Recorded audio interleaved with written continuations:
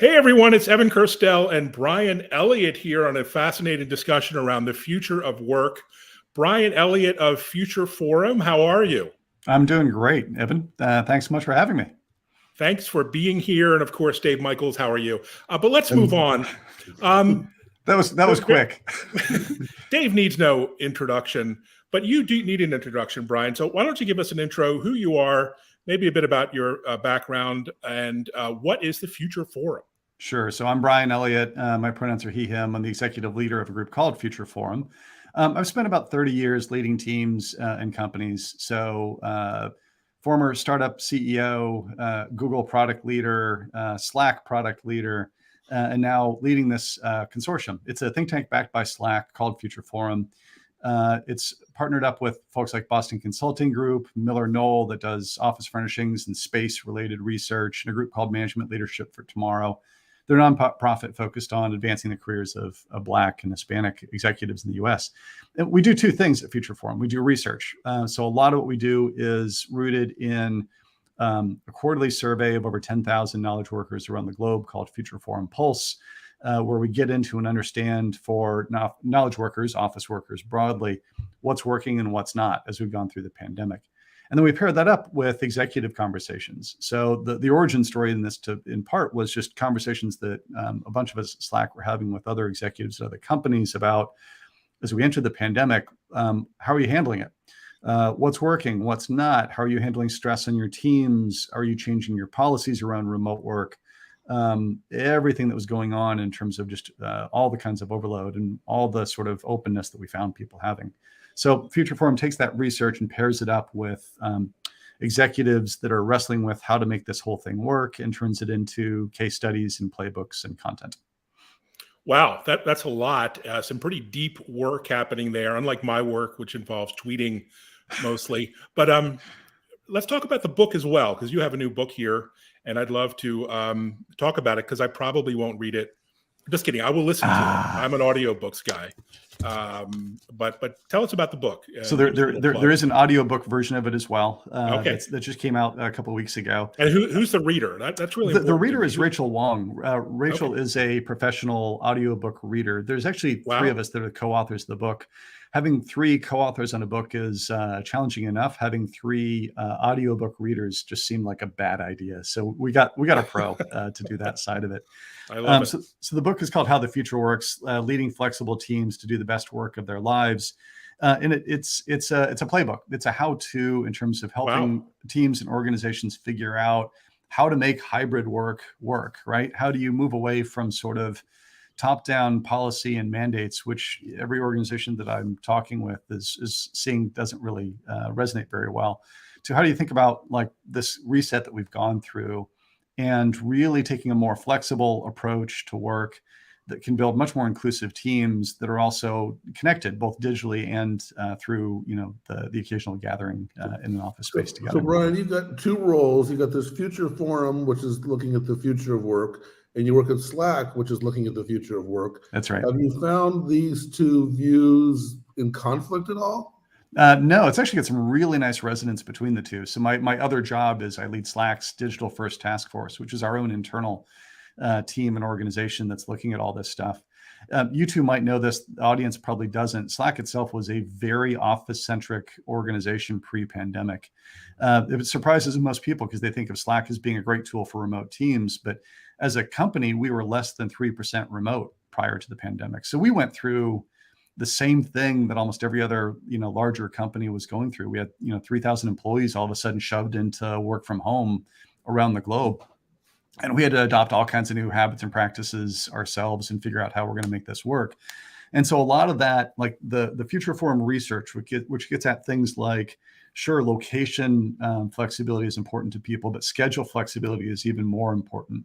That work then comes into what we're doing at Slack in terms of how we think about our own practices, our own policies, our own how of the future of work. And the two kind of result in some really nice storytelling between those two parts of what my job is. Love it. And so this research, let's look at the research in more detail. Suggests that flexible work is almost as important as compensation when Yeah. it comes to what employees want. Now, that's a bold statement because I don't know about you, but Dave is completely money driven. So, Almost. tell us. It's still number two.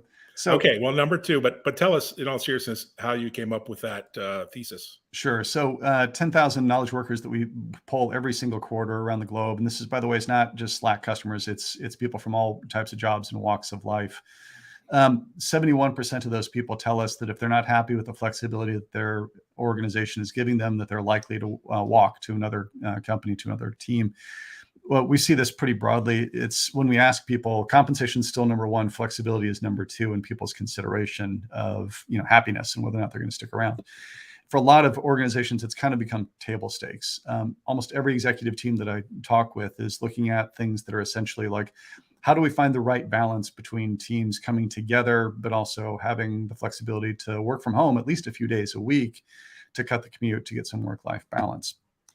We also have seen this grow. Every quarter we do it. It's not like post-pandemic things are getting easier on that front. Every quarter that we measure this, the percentage of people that are looking for location and, importantly, schedule flexibility grows. And I'll give you another part of that. 79% of people want location flexibility, right? Vast majority of those people want some time together with their team. They don't want to be fully remote, but they want to come together episodically. But an even bigger percent, 94%, want schedule flexibility. What we've done over the past 2 years is we've treated, the half-hour video conference as a hammer for almost any kind of problem. And the challenge of 9 to 5 days getting jam-packed full of meetings has gotten worse. And so there's real benefit to not just thinking about the stuff that's in the headlines all the time, which is how many days a week somebody has to come into the office, but getting deeper on how do you make flexible schedules work? How do you not force everybody to do their core work after dinner or after the kids are in bed? Interesting. Any contrarian views on that, Dave? I know you're the contrarian there's opinion maker different here. terms, and Slack uses a term called digital HQ. I like that term a lot. I think that's a nice one. A lot of the companies in this space are using the term hybrid office. Do you see much of a difference between what those two terms are kind of conveying, or is it the same, different words for the same thing? So there's different nuances that fall across all these things. So we talk about being digital first as opposed to being remote first or virtual first, partly because it's really just this sort of change that's been contiguous, but then jumped really dramatically the past 2 years. I've been at it long enough that I remember pre-email, work and what it was like, and people would string together voicemails. Over the past 2 decades, what we've seen is digital tools have become more and more and more important in terms of how we collaborate, how we communicate, how we get work done. But we still sat on this like decades old assumption that the office and the 9 to 5 was where work got done and when. The last 2 years have kind of blown that apart. And all of a sudden people are realizing the office is a lovely tool. And it actually really is important for a number of people in terms of they literally need it. And there's value in getting together. But software and the digital tools that you use are essential, right? They are much more essential than the office ever was and is today. And so digital now is your headquarters, is the phrase that we use in Slack, because it's the one place, especially if you think about teams that are more geographically distributed, global teams, where people come together, collaborate, share information, feel like they are, getting what they need in order to get their job done. But it also increasingly creates a sense of belonging. So our thing is like hybrid is one part of it. Hybrid is usually used to mean how many days a week people are together. We want to think more about not just place, but also time and how people use their schedules. Now Slack is a high-tech company, and that's been a little easier for high-tech companies to work in a digital or remote or distributed environment. When you talk to companies in your other role, in your future research role or future forum role, how do you know what companies are good candidates for what you're describing, and some companies are not, or what are you looking for? I think that anybody who's gone through the past 2 years has realized that there's not an industry that's not been touched by this and doesn't have some way in which this ends up applying. So in the book, for example, we talk through case studies and examples from Royal Bank of Canada, right? So 100-plus-year-old financial services institution, based out of Canada, sizable operations across North America. They've taken a much more flexible approach themselves. In terms of work location, in terms of remote employees, in terms of schedules. They saw that as competitive advantage. They were, by saying that they had a more flexible approach from their perspective, it was an opportunity to recruit top talent in from some of their peers who were thinking more, get back in the office 5 days a week, right? So we've seen that in financial services. We've seen it in Genentech, which is a biotech company based on the West Coast of California. They've got R&D labs, they've got manufacturing, they've got salespeople and finance organizations. We talk in the book about their approach, which is flexible team agreements, what we like to call team level agreements, thinking about the needs of those functions and businesses are different. And you need to allow them to figure out what's going to work for them and their part of the organization. And what changes in terms of not only thinking about, in the R&D world, there are days when you're doing analysis, you don't have to be in the lab, but also thinking through things like schedule flexibility can mean, not only when you get the work done, but how you collaborate in ways that don't involve trying to stretch, the boundaries of when they have to work with a team in Europe, for example. So what they do is 7 till 9 a.m. on the West Coast coincides with some of their partners in Europe. They do have to have teams that are available for those conversations, but then they allow them, 9 until 11 as a break when they don't schedule any meetings so you can catch up on the rest of your lives. So there's really interesting examples that we're seeing in every given industry. Levi Strauss is another company we talk about in it. There's not a place where you can't find a way in which you take a principle-driven approach, which is what we advocate for in the book, to thinking about how do I make this work regardless of the industry that you're in. So is 9 to 5 dead, or is that too soon to call that a cliche? I think it's too soon to call that a cliche because so much of what that's where I've seen people wrestle much more. There's a real disconnect often between executives and individual contributors about days a week in the office. We see it in our research all the time. The one place where everybody aligns is that, we have a real problem with meetings. And the assumption is if 9 to 5 days a week is available, I'm going to fill it up. There's two problems. One is people are grappling with how to break that set of habits.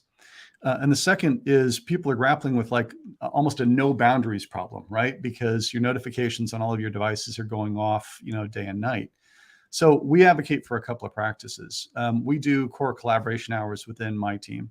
So 9 a.m. until 1 p.m. on the West Coast is when we stuff all of our one-on-ones, our team meetings, our cross-functional meetings, all the rest of it. I've got a team that's spread across North America. It means that folks on the East Coast aren't taking a California 4 p.m., New York 7 p.m. meeting. That really helps put some containers around the expectation. And it's not that they don't occasionally have one of those meetings, but you've got to ask, right? And you got to kind of get permission to do it. That kind of team level agreement around core collaboration hours becomes really important. The second one is getting really clear about what tools you use for what purpose, and especially how do you escalate issues, what gets escalated and where. So for my team, if it's off hours and it's urgent, I'm going to text you. And we talk about this explicitly. That way you can turn off Slack, you can turn off email, you can turn off every other device, and know that if it's off hours and it's urgent, that's the way that you're going to get outreach. That kind of boundary setting is really important to make sure that 9 to 5 doesn't become 24/7 on an ongoing basis. You hear that, Dave? Boundary setting. Take that away from this discussion. I know Dave works at very strange hours. But speaking of boundaries, you said earlier, Brian, when you introduced yourself and what you do, you use a term, would you say, space-related research.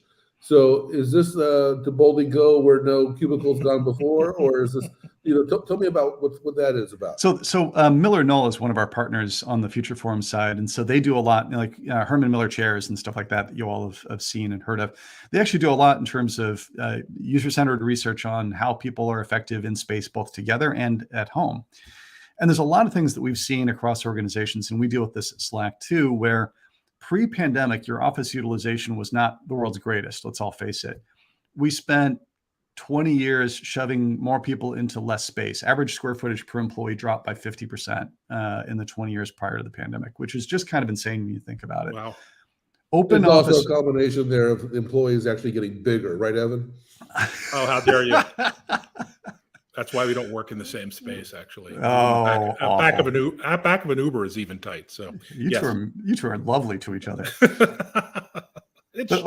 Open office floor plans, by the way, made things worse, not better. There's academic research that shows that interaction drops when you shove people into an open office floor plan. That's And interesting. so what happens is people that are looking, they're putting in the headphones, right? Or they're going trying to find a quiet corner. What's happening now is the big demand is people do want to come together, but they want to do it episodically. And, we've seen a lot of places where like sales teams are figuring out it's Tuesday and Wednesday. If you're going to come in Tuesday and Wednesday. That way we know everybody's in, we can have lunch together and do all that type of stuff. Engineering teams, we more often are seeing the week of the month. What's the time of that you all come together? It's going to be 3 days. It's going to involve some meals together. It's going to involve some planning together. And that means the need for space is changing a lot. There's 20% of people in our survey instrument almost on a quarterly basis that need office space, right? Because home doesn't work for them, the setup isn't conducive, or they just need the separation. For everybody else, you got to have space for people to come together and collaborate, even if it's episodically. So you're really sort of inverting the relationship of what that office used to look like. It's no longer the space that's primarily for people to do heads down work. That honestly, they can do the heads down stuff more efficiently at home. Our study and many others have shown that. I've got to have this flexible modular space to expand and contract for a 12-person team or a 60-person get together for 3 days or for 2 weeks. And that's just put a very different set of demands on all of our workplace services teams. Well, it should be good business for Airbnb. That would be what you're describing there is a distributed office environment, but everybody still has to live geographically near each other so they can go in a couple of days a week. And so do you think that, because a lot of people are talking about moving to, the farm or moving to a different state or different country to work remotely. So you don't subscribe to that. You think everybody should still be in the same city. Teams have to figure out what their own frequency with which they get together and how they orchestrate that. So sales teams that I was mentioning earlier, if your sales team is geographically bound, which I've seen a lot of teams want to do anyway, because especially if you're out, you don't want to have people flying from Florida to handle the Northeast of the United States every week, right? So if you expect that customer visits are part of it and proximity is part of it. The other part is there are people that want to come together episodically. So at least giving them, hey, here's the day or two a week. By the way, workflows in Slack are great for this in terms of orchestrating days a week that people who want to come together can do it. My team, because we're scattered across North America, does a quarterly get together where we do fly people together. And everybody comes in and you spend several days together. And I'm seeing a lot of product and engineering teams that are doing that. We want you to be within 3 time zones. Salesforce also changed recently some of its policies around this too, right? It's time zone based, not you got to be in Chicago, because they want to have some degree of boundaries around like the hours in which we're expecting people to be available for meetings again. And then you're trading off what's my T&E, what's my travel policy, how frequently I'm pulling people together with the level of dispersion. Royal Bank of Canada does proximity still matters. And IBM sort of similar. They want people to be within X hours of an office so that when you're at that size and scope, you're not thinking about flying people cross country for every single thing. Now, your research, you're one of the first to link, in my mind, return to office plans towards a company's diversity goals, inclusion goals.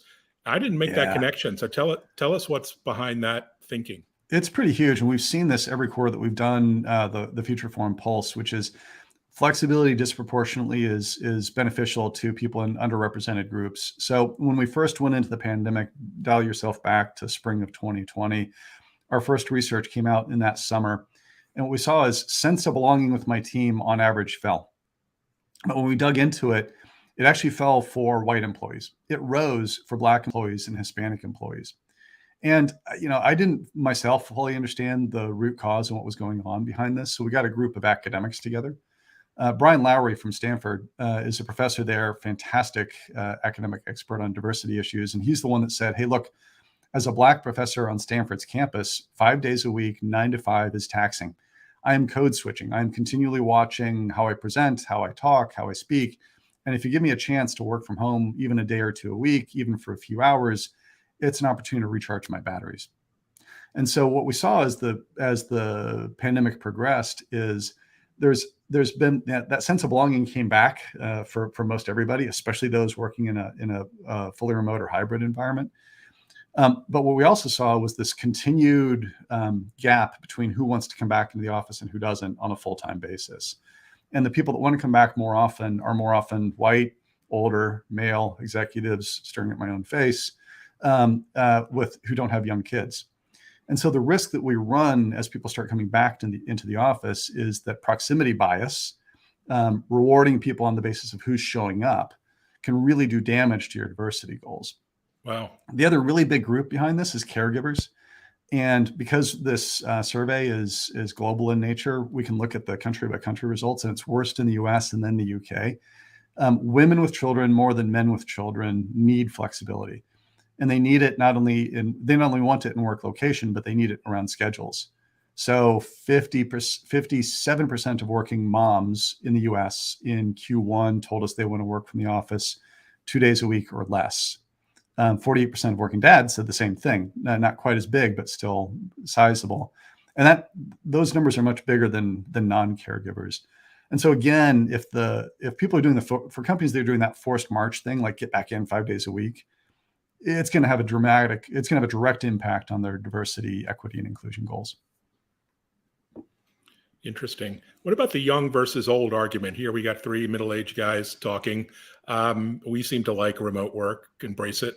I'm not middle-aged. I'm young and vibrant. I'm sorry, elderly. But what about the young folks who really kind of should be in the office and getting to know each other? And there's a whole, at least from my experience, social component, dating component, gosh forbid, and other reasons to get back. So you look at that. So the age thing basically has relationship to both ends of the spectrum. The youngest cohorts have the least likely to want to be at either end of the pole. They're least likely to want to be 5 days a week in the office, and they're the least likely to want to be fully remote. The older you get, 50 plus, it actually it has the most people who want to be on one side or the other. The vast majority, though, of even that group wants some episodic time together, right? And so that's where I think a lot of the orchestration comes into play, which is how do you make it easier for people to understand if you're going to come in, is the rest of your team going to be in on that set of days? And think about how do you blend that time together in ways that are more effective. So it's again back to sales teams and picking the day of the week type of thing. That said, for the sort of newer people, newer in career, we've seen a lot of companies do really cool stuff around thinking more proactively about how do I land them effectively in an organization, and how do I help them have the apprenticeship model work really well that almost works regardless of whether they're co-located or not. So a couple examples. Most organizations had to reconfigure their onboarding, right? Because you weren't able to throw people into an office. And a lot of teams took it a step further and said, not only am I thinking about the composition of the team I'm landing somebody in, but I'm going to explicitly give them a mentor that's not in their team, but in an adjacent team, someone who's a year or two ahead of them that they can turn to for advice, not just on the job, but how's the company work and what's this mean? Doing that takes a lot of the chance that used to happen out of that, right? It used to be you'd throw somebody into an open floor plan space and hope they made a friend. If they were not of the majority group, it was often harder for them to make that friend, right? If you're a Black woman being thrown into a majority white male environment, that's really hard to pull off. So this sort of orchestrated mentorship program goes a long way. The other is we're seeing people do really interesting things in terms of apprenticeship. So shadowing and watching and feedback loops. So I'll give you a really great example, which is sales calls. So you can do, so many customers now are also in the mode of, I don't need you to come into the office, but I'm glad to take a meeting, right? We've actually seen growth in executives willing to take the meeting because it doesn't mean that you're intruding in their space. Having the more junior person shadow that experience and be there to watch it is important. What's even more important is having the conversation right away afterwards, which is, it's either use a Slack huddle or pick up a phone and have the chat that says, what did you hear? What worked? What didn't work?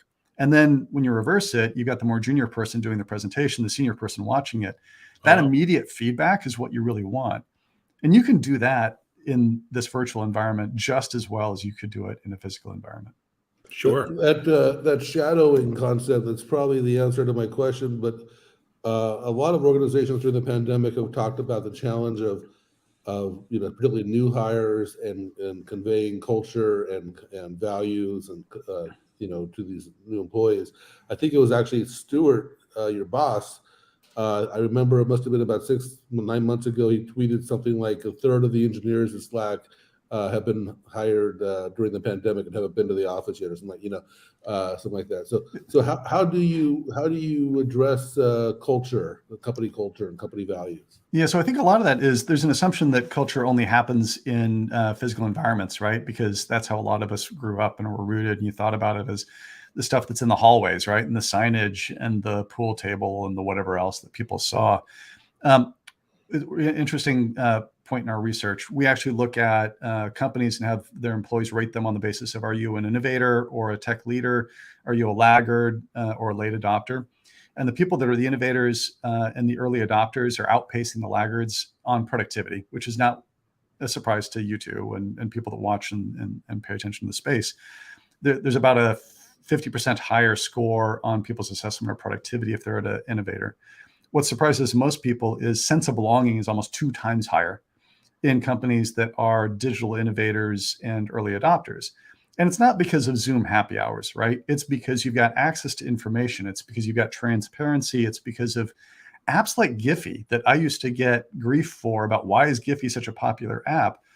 The ability to tell jokes, the ability to share stories with each other, the ability to have the what did you do this weekend kind of storytelling in your team's channel goes a long way to people feeling like they've got a sense of belonging with their organization.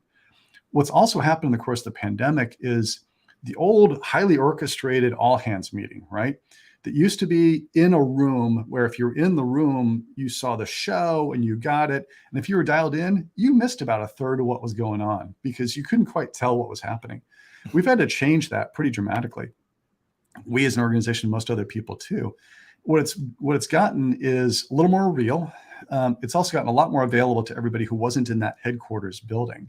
And so we've heard this from organizations, including people that now have deskless workers, right? Frontline workers that now have access to that company all hands in a way they never did before, that suddenly feel like, I get what we're doing better now, right? I see the executive having the conversation. I'm seeing the business results. I'm seeing that cool customer story. And all of a sudden, I've got a better sense of what we're about than I did when you sent me the memo. And so I just think there's a huge difference in thinking about like, how does synchronous and asynchronous video and presentations and documents go towards having people having a common understanding of purpose and of business performance in a way that's actually much better if you think about how you do that with a distributed organization than it was when it was like the highly produced show inside of a headquarters building. Fascinating. So I want to go back to your space-related research.